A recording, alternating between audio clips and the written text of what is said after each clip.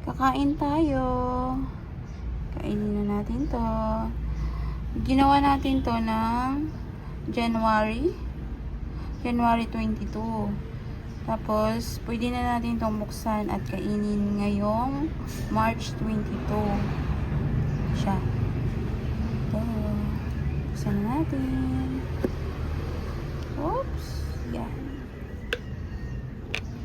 Kakain tayo dyan.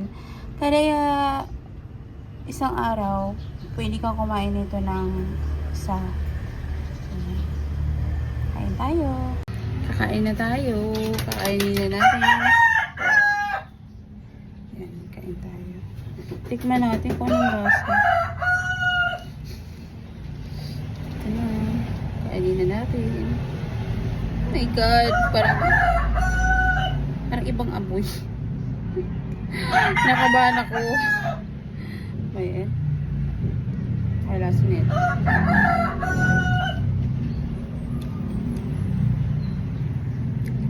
Crunchy siya.